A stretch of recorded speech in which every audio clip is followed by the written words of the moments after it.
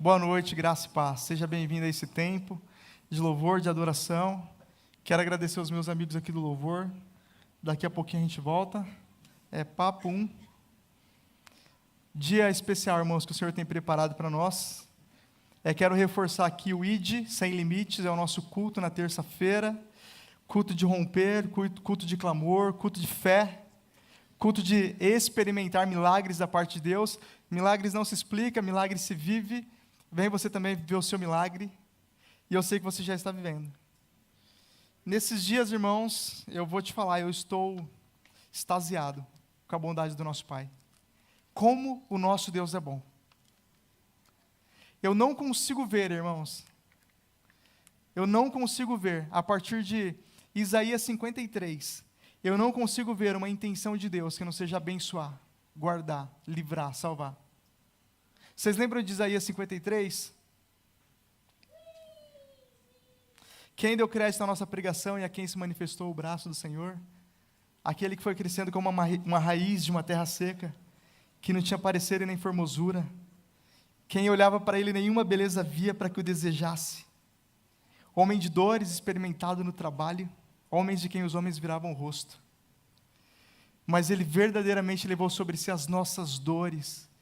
Ele foi moído pelas nossas transgressões. O castigo que nos trouxe a paz estava sobre ele, pelas suas pisaduras nós fomos sarados. Ele levou as nossas dores, as nossas tribulações, as nossas pisaduras, e até mesmo o castigo que nos trouxe a paz estava sobre ele, e ele restaurou a nossa paz para com Deus. A partir desse texto, irmãos, eu não consigo entender outra intenção de Deus que não seja abençoar tremendamente os seus filhos na terra. Você é bem-aventurado, você é mais do que feliz, porque você nasceu para ser mais do que vencedor. Você já nasceu com o seu destino selado, você nasceu carimbado, você nasceu selado para ter vitória sobre todas as situações. Você nasceu selado para viver junto com o Pai na eternidade, de geração em geração. Esse é quem você é, e todo o resto é mentira. Você é filho amado, você é abençoado, você é escolhido. Eu lembro de Deus falando por intermédio de Balaão, como vai ser amaldiçoado um povo que é bendito por herança. Existe uma herança sobre a sua vida e essa herança ela é bendita. E Deus vai te fazer bem, aqui na terra e no céu. Creia nisso no nome de Jesus. Hoje de manhã a gente falava a respeito do Deus que trabalha por aqueles que nele esperam. E nós vamos continuar falando disso. Não vai ser a mesma história, não vai ser a mesma condição, vai ser de um outro ponto de vista, mas a gente vai continuar falando disso. Nós estamos vendo aqui a série Fiel, Ensinável e Disponível. O fiel, ensinável e disponível é o filho que entendeu o seu lugar. É o filho que não está buscando aprovação de ninguém ou validação de ninguém, ou não está buscando provar nada para ninguém. É o filho que foi no secreto, tocou o coração do seu pai e saiu de lá com uma missão e com uma responsabilidade. E ninguém que toca o Senhor no secreto sai de lá da mesma forma. Ninguém que tem um encontro com a presença de Deus sai de lá de outra maneira que não seja transformado e cheio de uma responsabilidade. E é uma responsabilidade que não está relacionada com cargos, com títulos, mas é uma responsabilidade que está relacionada com o estilo de vida que leva uma mensagem, que carrega uma mensagem. O estilo de vida que honra o nosso Deus, por onde passar. E eu garanto que por onde você passar, você vai querer fazer o bem. Existe uma água se movendo dentro de você que é o Espírito Santo. E essa água ela precisa jorrar. Ontem na nossa célula o irmão falava, água parada da dengue, tem que fluir. Tem que abençoar alguém, tem que servir alguém. Pode ser como Dorcas, fazendo cobertor para as irmãs que não tinham condições.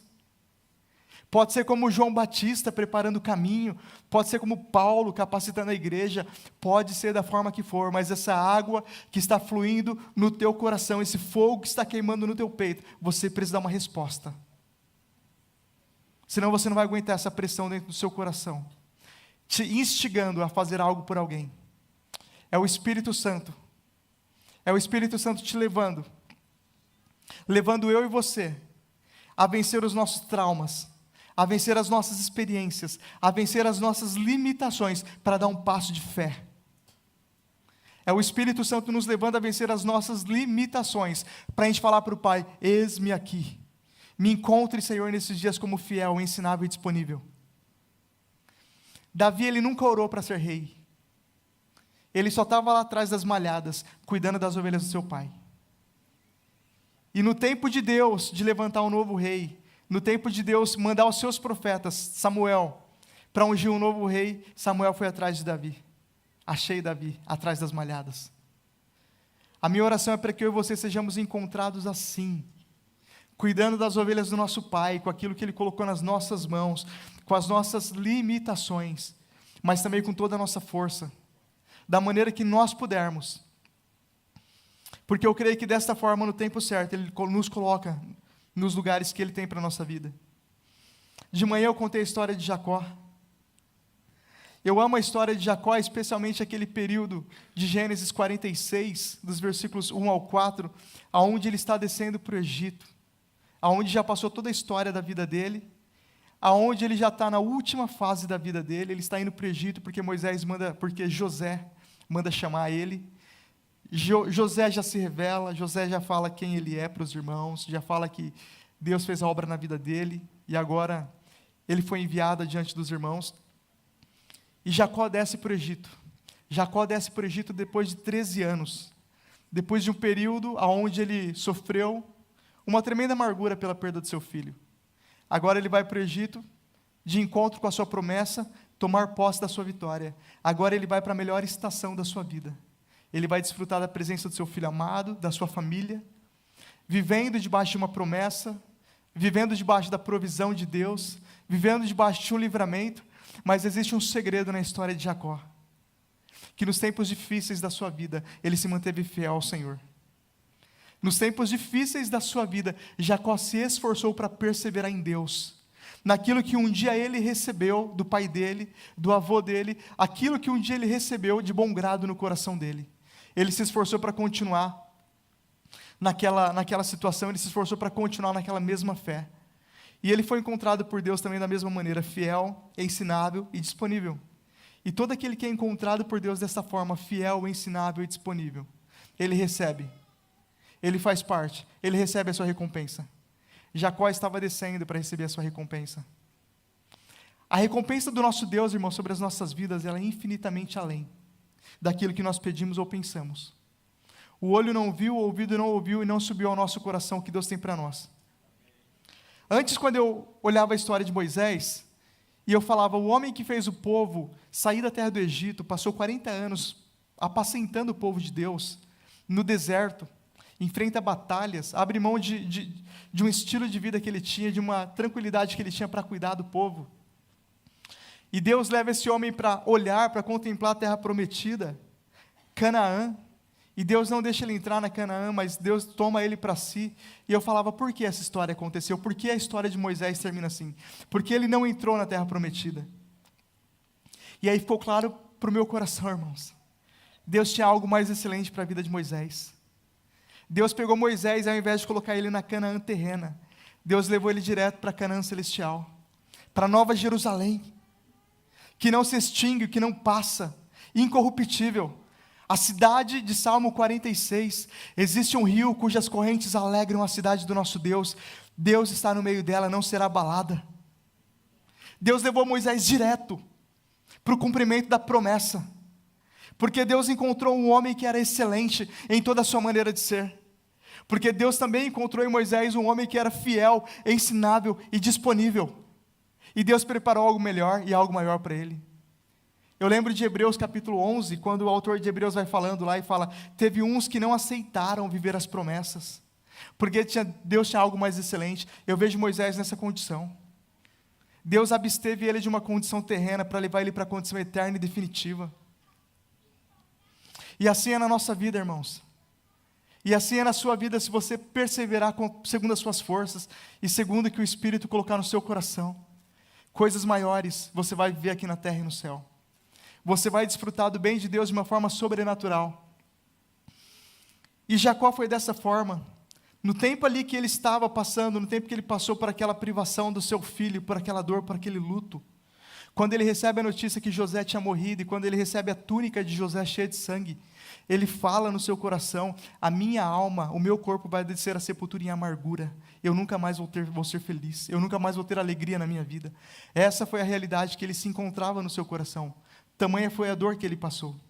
Mas Deus estava construindo uma história em paralelo. Deus sempre está construindo uma história em paralelo, que a gente não está entendendo, que a gente não está vendo, que a gente não está enxergando, mas que vai desembocar lá em Isaías 60, 22. Do pequeno eu vou fazer 1000, e do menor eu vou fazer uma grande nação. Eu, o Senhor, no tempo certo, eu vou fazer com que isso aconteça depressa. Quando a gente menos espera, o depressa de Deus entra na nossa história, porque Deus já marcou o dia e a hora para ter um encontro com cada um de nós, sobre uma promessa que Ele já estabeleceu nas nossas vidas. Tem o dia e a hora marcada. Mas você já viu uma criancinha pequena quando vai pegar uma bola grande, aquelas bolas grandes, do Kiko, a bola do Kiko? Que a criancinha pequena vai pegar e chuta para frente? E na hora que vai pegar, chuta para frente? Já aconteceu isso na sua vida com as bênçãos do Senhor? Teve uma fase que já aconteceu isso com a minha vida. Eu estava ali na frente da bênção, mas na hora que eu ia pegar, eu chutava para frente. Na hora que eu ia tomar posse da bênção, eu chutava para frente. Com uma amargura, talvez com uma murmuração, talvez em algum momento ali, por causa do tempo, por causa da espera, um momento de fraquejo, que eu duvidava.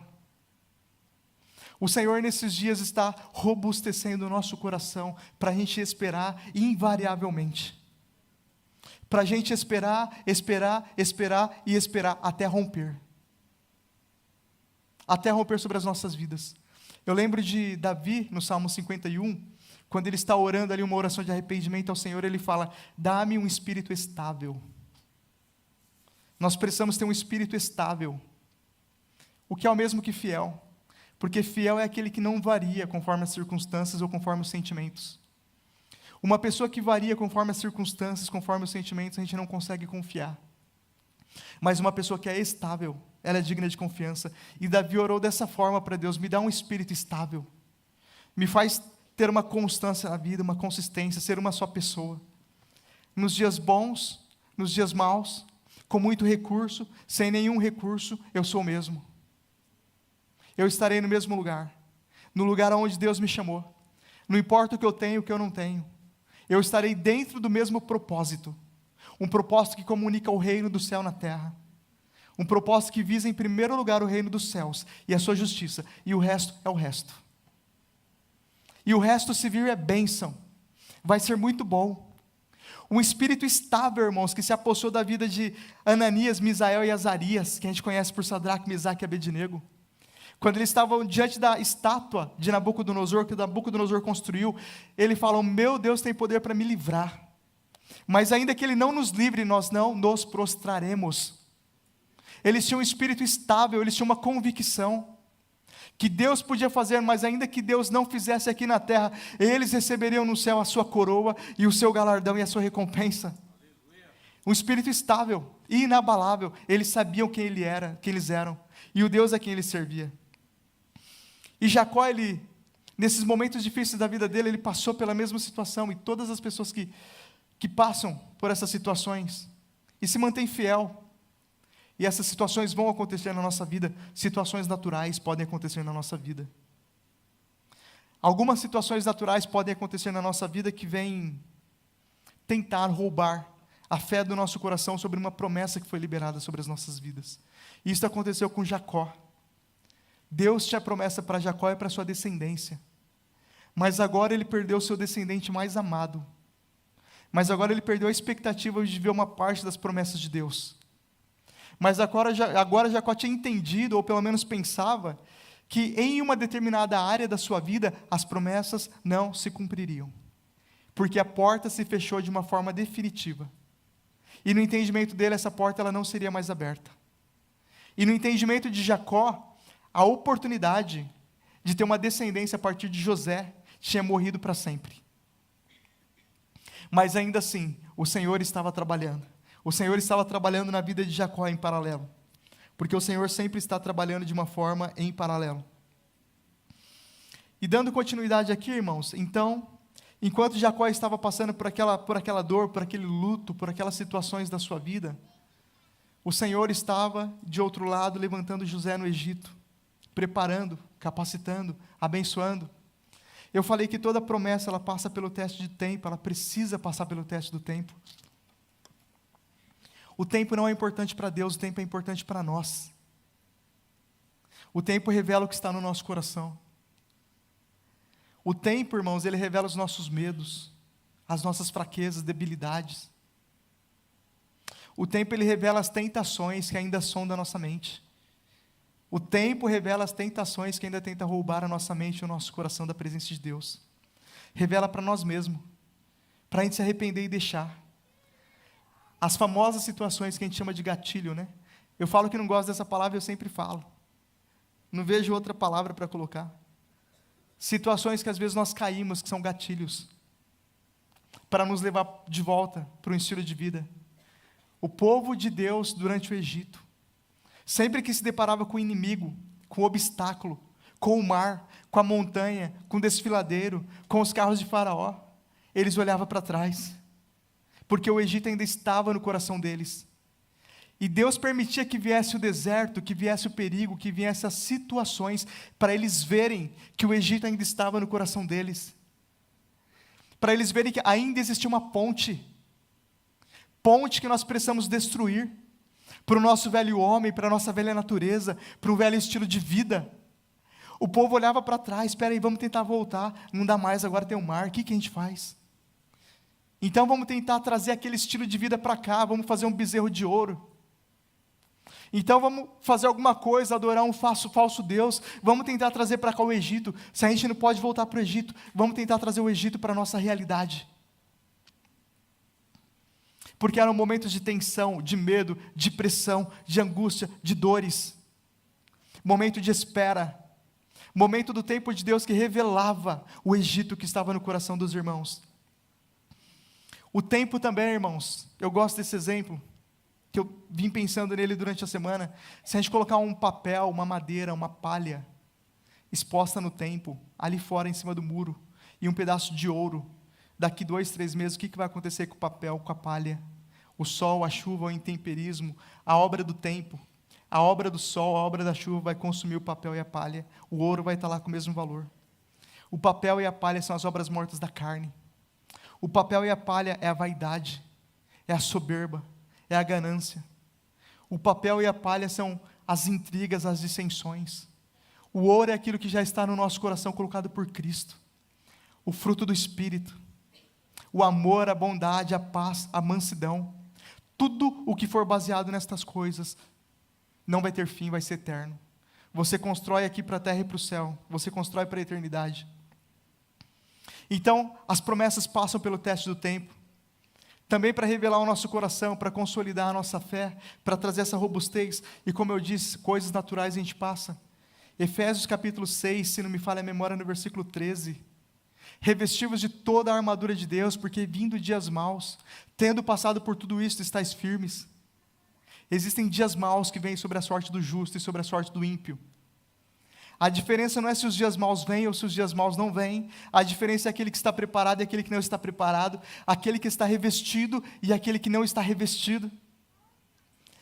A minha oração nesses dias tem sido para que o Senhor blinde o nosso coração, a nossa mente, a nossa alma, nos revista de uma forma tão grande que nós não vamos pedir o fim das lutas, nós vamos pedir força para vencer as lutas, porque a gente já entendeu que são as lutas que trazem vitórias.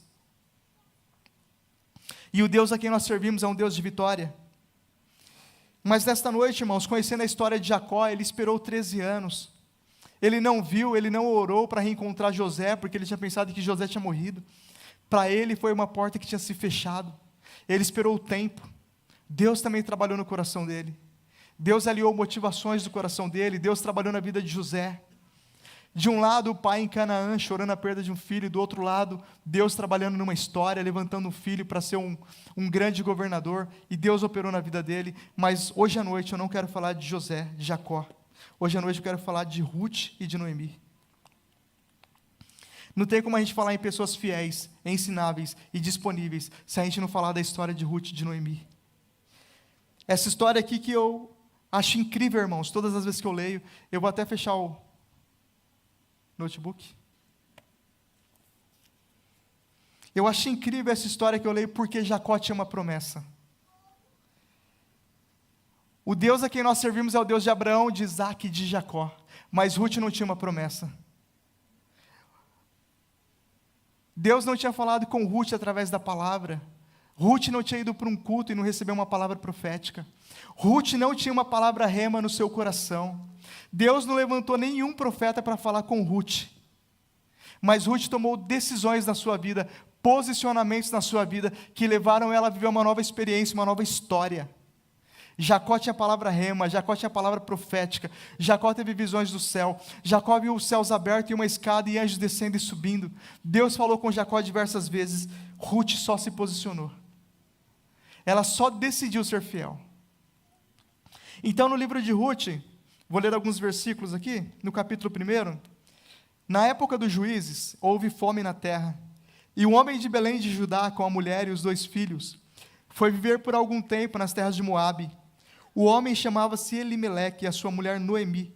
Seus 2 filhos, Malom e Quilion, eram efrateus de Belém de Judá. Chegaram a Moabe e lá ficaram. Morreu Elimeleque, marido de Noemi, e ela ficou sozinha com seus 2 filhos. Eles se casaram com mulheres moabitas, uma chamada Orfa e outra chamada Ruth. Depois de terem morado lá por quase 10 anos, morreram também Malom e Quilion, e Noemi ficou sozinha, sem os seus 2 filhos e sem o seu marido. Quando Noemi soube em Moabe que o Senhor viera em auxílio ao seu povo, dando-lhe alimento, decidiu voltar com as suas 2 noras para a sua terra. Assim ela, com as suas 2 noras, partiu do lugar onde tinha morado. Enquanto voltavam para a terra de Judá, disse-lhes Noemi: vão, retornem para a casa das suas mães, que o Senhor seja leal com vocês, como vocês foram leais com os falecidos e comigo. Estamos falando de lealdade, né? O Senhor conceda a cada uma de vocês encontre segurança no lar de outro marido. Então deu-lhes beijo de despedida, mas elas começaram a chorar alto e lhe disseram: não voltaremos com você para junto do seu povo. Não, voltaremos com você para junto do seu povo. Disse, porém, Noemi: voltem, minhas filhas. Por que viriam comigo? Poderia eu ainda ter filhos que viessem a ser seus maridos? Voltem, minhas filhas, vão. Eu estou velha demais para ter outro marido, e mesmo se eu pensasse que ainda há esperança para mim, ainda que eu me casasse esta noite, depois desse à luz filhos, iriam vocês esperar até que eles crescessem? Ficariam sem se casar à espera deles? De jeito nenhum, minhas filhas, para mim é mais amargo do que para vocês, pois a mão do Senhor voltou-se contra mim.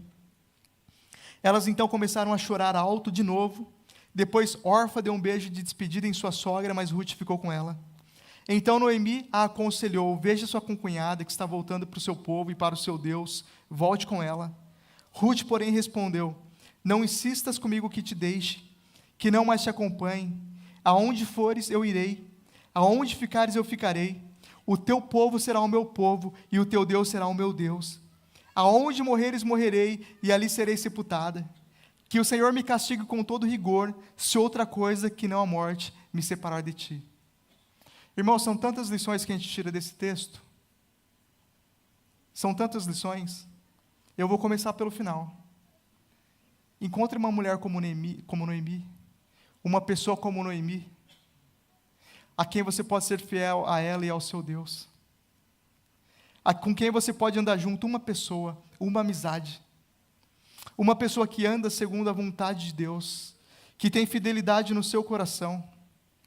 Não tem como a gente falar sobre fidelidade se a gente não falar dessa história de Ruth e de Noemi, o quanto Ruth foi fiel à sua sogra Noemi. Essa história, irmãos, ela é muito parecida com a história de Jacó. Ela começa com perda, ela começa com dores, é uma história que começa com tribulações, é uma história que começou ali com fome na terra de Judá. Então Elimeleque pega sua família, vai para Moabe, tentando dias melhores, tentando uma vida melhor. Não vou me ater muito no contexto histórico, mas naquele lugar morre Elimeleque, morre Malom, morre Quilion, os seus filhos. Agora Noemi está em profunda amargura sozinha com as suas noras. E é interessante que a fidelidade, irmãos, ela flui de um lugar onde muitas vezes o outro lado não tem nada para nos oferecer. Quando Deus diz na sua palavra que Ele é fiel, ainda que nós sejamos infiéis, porque Ele não pode negar a si mesmo, Ele está falando: olha, vocês não têm nada para me oferecer, e ainda assim eu continuo fiel, fiel a um princípio, há um propósito que às vezes ali no nosso momento, na nossa ótica humana, não tem nada para nos oferecer.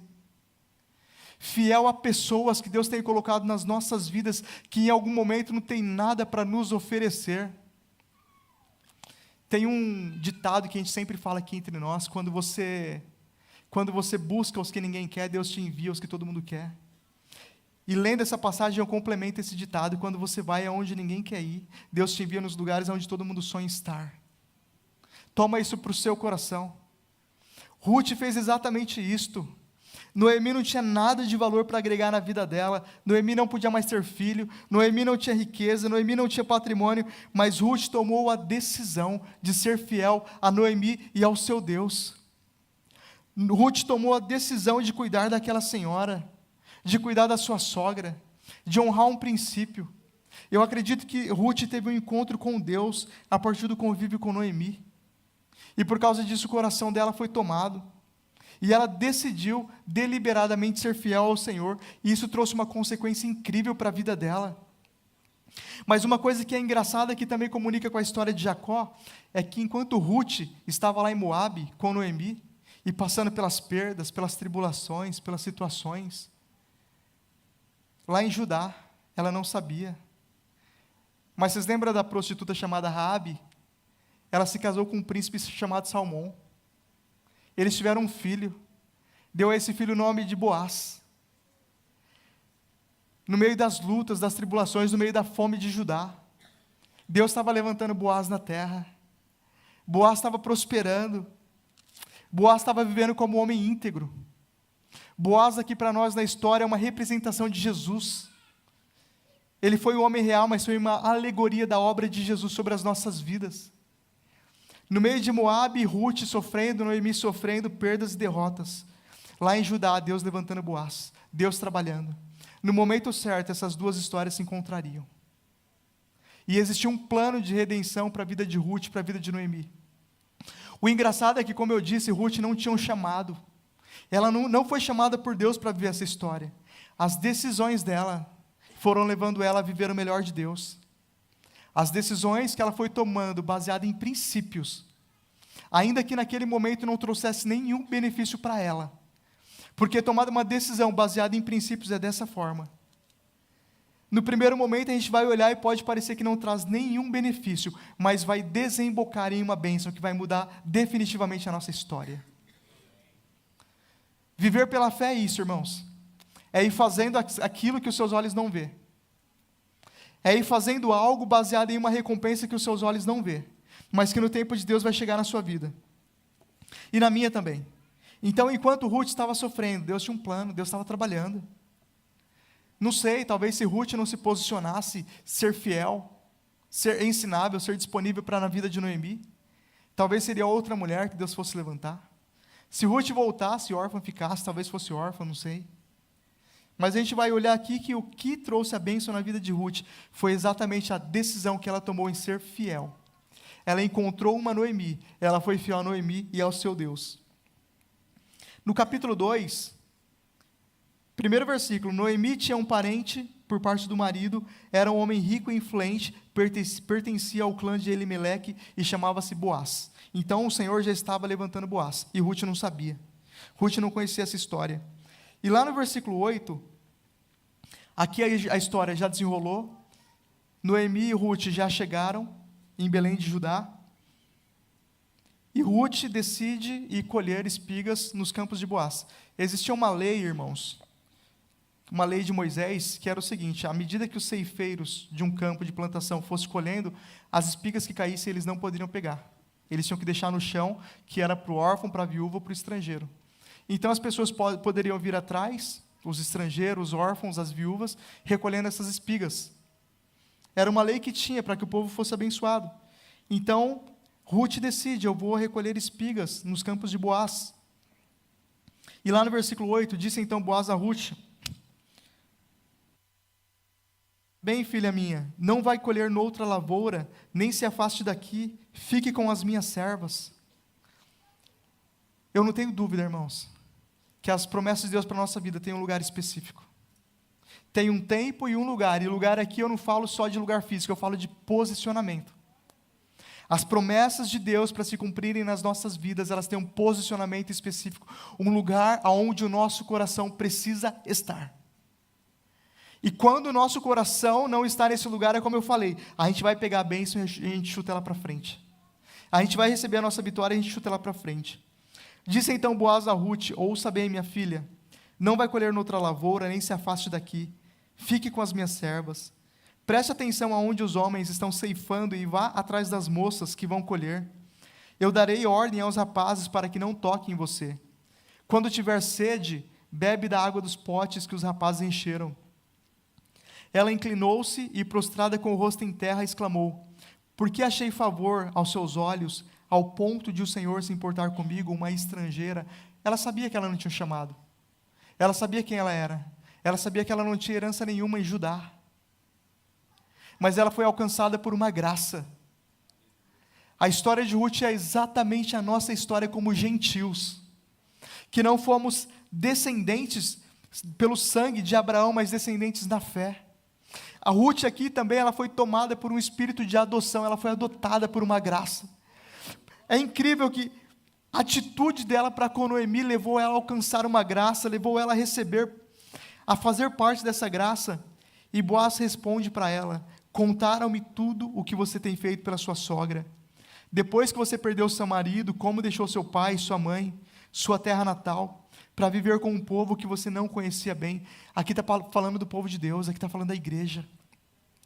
Quantas coisas nós deixamos para trás pela fé, para viver um novo estilo de vida.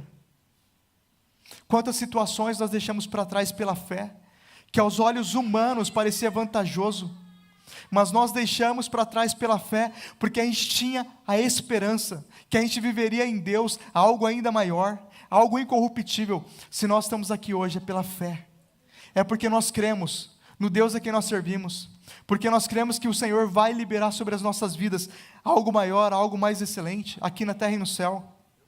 E o Billy Graham falava que ainda que nós não vivamos aqui na terra, ele fala, teria sido um privilégio ter sido um cristão nessa terra, ter vivido em santidade, sem dever nada a ninguém, sem defraudar ninguém, sem enganar ninguém, abençoando as pessoas por onde eu passei.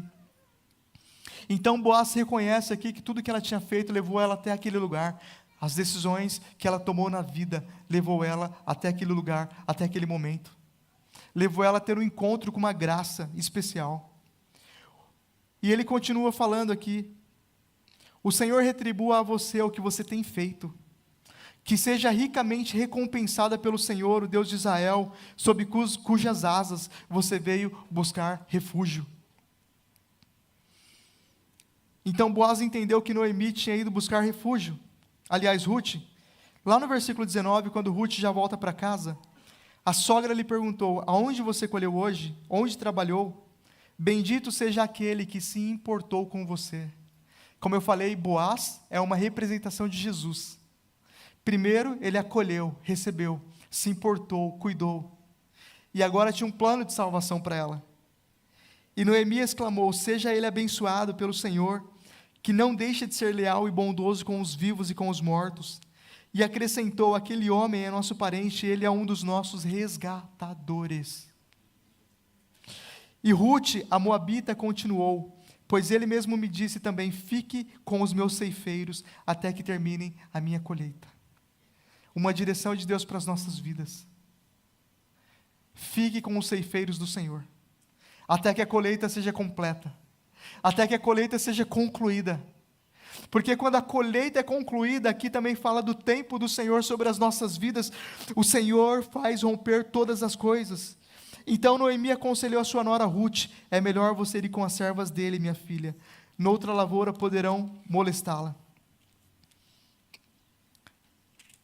Na sequência eu vou ler aqui no capítulo 4, mais 2, 3 versículos, mas para a gente entender essa passagem de Ruth, que as decisões que nós vamos tomando pela fé, pelos princípios, de abençoar alguém, de ajudar alguém, de estender as mãos, de fazer algo por alguém, nos leva a ter um encontro, da mesma maneira que vai gerar uma recompensa sobre as nossas vidas. Ruth não sabia, mas Deus já estava preparando para a história dela uma pessoa que se levantaria como seu resgatador, aquele que redimiria a sua dívida, aquele que restauraria o seu passado, a sua história. Ela também passou pelas tribulações, ela também passou pelas situações da vida, ela também correu riscos, mas ainda assim ela preferiu ter uma atitude de fé, ela preferiu ter uma atitude de fidelidade, ela preferiu ter uma atitude de uma pessoa ensinável. Não consigo ver, irmãos, uma pessoa que é mais fiel do que aquela que fala: o seu Deus é o meu Deus, o seu povo vai ser o meu povo, e aonde você morrer, ali eu também morrerei. É fidelidade demais de uma pessoa. Se eu fosse o autor da carta de Hebreus, eu ia colocar Ruth lá também nos Heróis da Fé, no capítulo 11. E eu ia falar: pela fé, Ruth, sendo moabita, foi fiel a Noemi e ao Deus de Noemi. E por isso ela teve a sua alma resgatada, a sua alma redimida de todas as suas tribulações. Porque ela decidiu ser fiel. E com a gente é a mesma situação de Ruth. Quando nós decidimos ser fiel a algo que nós já entendemos que vale a pena. Quando nós decidimos ser fiel a um estilo de vida que você já sentiu no seu coração que vale a pena. A despeito do que o mundo está falando, a despeito do que o inimigo está tentando vender, mas quando você já decidiu ser fiel no seu coração, a recompensa de Deus, ela vai chegar sobre a minha e sobre a sua vida, no nome de Jesus. Eu comecei falando que eu não consigo ver um Deus diferente de Isaías 53, aquele que levou sobre si as minhas dores e as minhas tribulações. Eu lembro do pastor Samuca pregando no acampamento de jovens desse ano, e ele falava que o vento vem, muda os cenários e manifesta as faces da glória de Deus na nossa vida. Você lembra disso? O vento vem, muda os cenários e manifesta as faces da glória de Deus na nossa vida. Enquanto a gente adorava ali ao Senhor, a convicção que vinha no meu coração: qual face da glória de Deus esse cenário que você tem vivido precisa revelar para você? Qual é a face da glória de Deus que esse cenário que você tem vivido precisa revelar para você? Esse ano eu já precisei ter um encontro com várias faces da glória de Deus. A face da glória de Deus que eu estou vivendo nesses dias é do Jeová Sabaote, o Senhor dos exércitos que luta as minhas guerras e que vence as minhas batalhas. Mas Ele também é o nosso Jeová Rafá, aquele que nos cura. Ele também é o Sidequenu, aquele que é a nossa justiça, aquele que faz justiça na terra pela nossa causa, aquele que julga a nossa história e que determina os nossos dias na face da terra. Ele também é o El Shaddai, que é o Todo-Poderoso, que o seu trono está acima de todas as circunstâncias. E talvez esta face que você está precisando do Senhor nesses dias.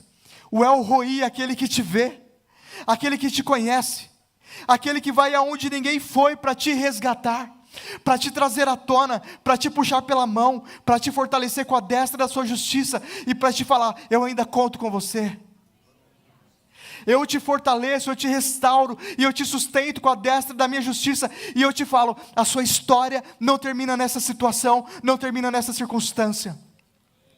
Talvez você veja aqui hoje neste culto porque você precisa conhecer Shalom, o Deus que é a sua paz.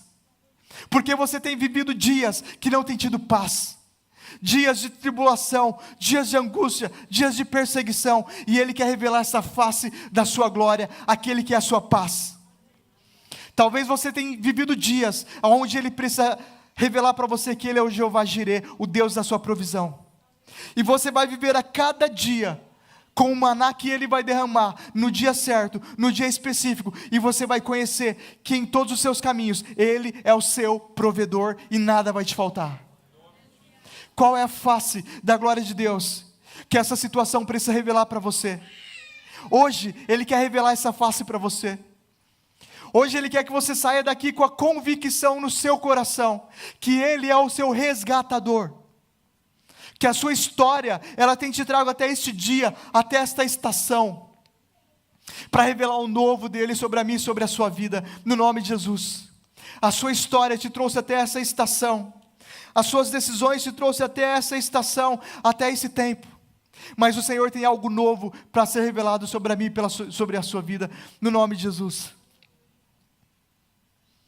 Qual é a face da glória dEle que você precisa que seja revelado nesta noite? Ele vai te revelar. Ele vai revelar ao seu coração. Ele nos trouxe aqui, mais uma vez, para tirar do nosso coração a dúvida, o medo, a amargura, a preocupação, as ansiedades, os temores da vida, a preocupação com o dia de amanhã, como vai ser, como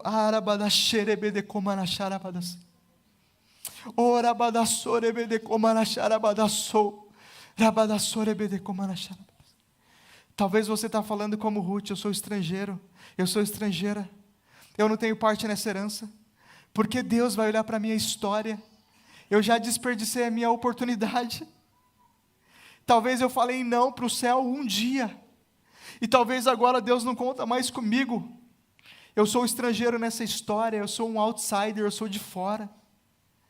Essa história talvez é para o irmão que está lá na célula, liderando. Eu não consegui nem me encontrar numa célula até agora. Essa história, essa realidade que o Ismael está falando é para o irmão que está lá no serviço, atuando, eu não.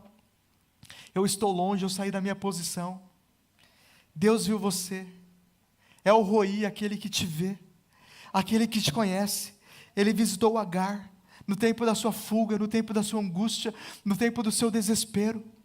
Mais uma pessoa que não tinha parte na herança, que não tinha parte na promessa, mas o Senhor foi lá, encontrou ela, e falou: eu conheço o teu coração, eu conheço as tuas obras, eis que diante de ti eu tenho colocado uma porta aberta que não pode fechar, mesmo com pouca força você está aqui, mesmo com pouca força você não negou o meu nome, e isso foi imputado sobre você como justiça, mas agora chegou o tempo de viver o romper de Deus, mas agora chegou o tempo de ver a melhor estação da sua vida em Cristo Jesus. Jesus hoje é o nosso Boaz, é o Boaz da nossa história, é o nosso resgatador.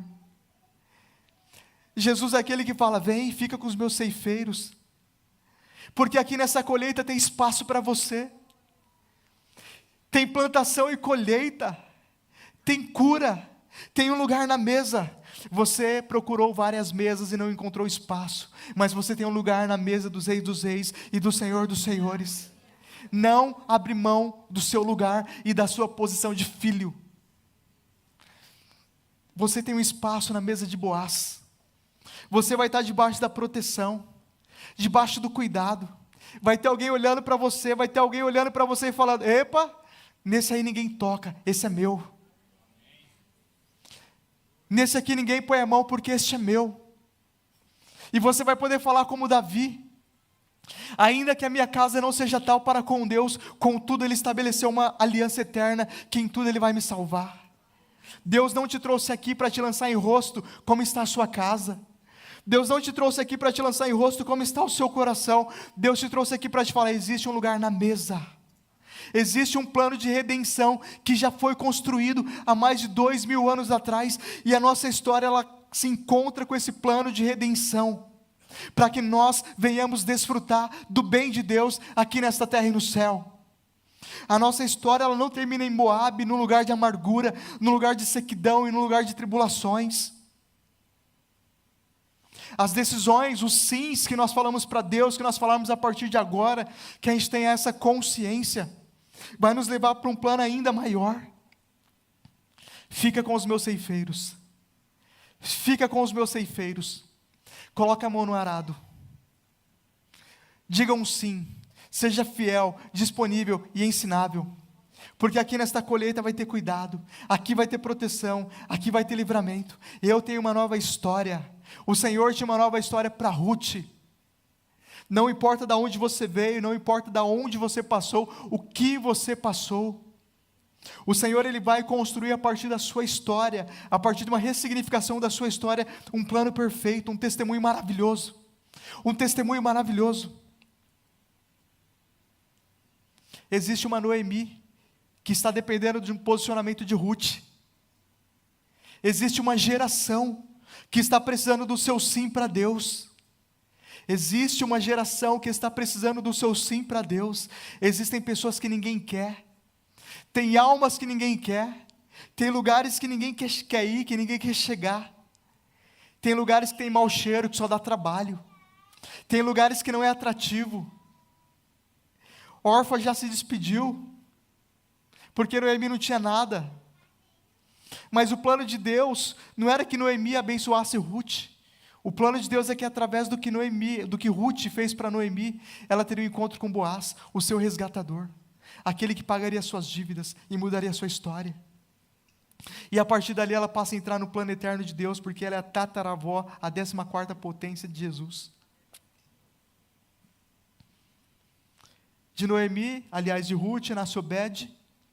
De Obed nasce Jessé o belemita, e de Jessé nasce o rei Davi. Aquela mulher moabita, ela foi agregada no plano de Deus perfeito, que chegou até nós, que salvou a minha e a sua vida, que salvou a nossa história. O nosso Deus é maravilhoso, irmãos. Nos nossos dias de luta, Ele já tem um plano estabelecido. Nos nossos dias de tribulação, Ele já levantou o resgatador. Ele já preparou uma redenção para as nossas vidas. Não precisa se preocupar. Deus conhece a sua história. Você não precisa olhar para Ele e falar: Senhor, eu sou pequeno, eu sou estrangeiro, eu não tenho parte. Ele conhece o teu coração, Ele conhece a sua história, e Ele tem um lugar na mesa para você, no nome de Jesus. Amém? Eu quero orar pela sua vida, sobre esta palavra. Quero já convidar os irmãos de louvor aqui, para que o Senhor traga para os nossos corações essa convicção, e para que o Senhor derrube nesta noite alguns sofismas que se levantam nos nossos corações.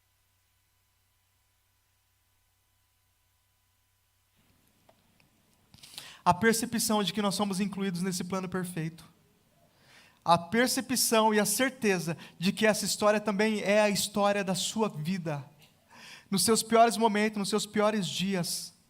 Nos dias que Malom e Quilion e Elimeleque estavam morrendo em Moabe, Boaz estava nascendo. Um plano estava sendo traçado.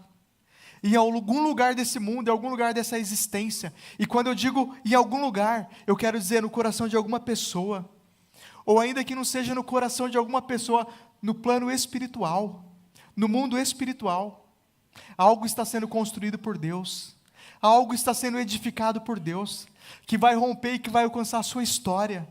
Mas que a nossa oração nesta noite seja a oração de Isaías. Em Isaías 64, que foi a base dessa ministração de hoje, que foi uma oração para que isto viesse a acontecer na vida do povo. Isaías fala para Deus: se o Senhor rompesse os céus e descesse, os montes tremeriam diante de ti, como quando o fogo acende os gravetos e faz a água ferver. E ele pede: desce, para que os teus inimigos conheçam o teu nome, e as nações tremam diante de ti. Pois quando fizestes coisas tremendas, coisas que não esperávamos, o Senhor desceu. Os montes tremeram diante de ti. Desde os tempos antigos ninguém ouviu, nenhum ouvido percebeu, e olho nenhum viu Deus além de ti, que trabalha por aqueles que nele esperam. Se você tem esperado em Deus, Deus tem trabalhado pela sua causa. Se você tem esperado em Deus, o Senhor está construindo algo, o Senhor está edificando algo em algum lugar. Talvez a sua bênção ainda está no plano espiritual, mas ela vai romper. Talvez a sua bênção está simplesmente sendo gerada no coração de uma pessoa que você nem conhece. Mas Deus tem os corações dos reis na terra e nas mãos e inclina para onde quer. Talvez a sua bênção está sendo construída em um coração que Deus vai inclinar para um dia te favorecer. Pessoas que Deus vai levantar para visitar a sua história. E você também é uma pessoa que Deus vai levantar para visitar a história de muitas pessoas. A partir do momento que você se coloca nessa posição de fiel, disponível e ensinável. Mas eu creio que nesta noite o Senhor vai quebrar alguns sofismas que se levantam do nosso coração. O primeiro é que nós somos estrangeiros. Significa pensar que nós não temos parte nessa bênção. Que a vitória de Deus não é para nós. Talvez para quem nasceu na igreja. Mas para mim não, porque eu pequei demais. Mas para mim não, porque eu tenho uma vida antiga. O Senhor faz nova todas as coisas na tua vida. Talvez pensar que você é pequeno demais para ver algo de muito bom. Ou que a sua chance já passou, que a sua oportunidade já passou. O Senhor conta com você como um ceifeiro. Permanece com os meus ceifeiros. Se você puder se colocar de pé, nesta noite eu quero...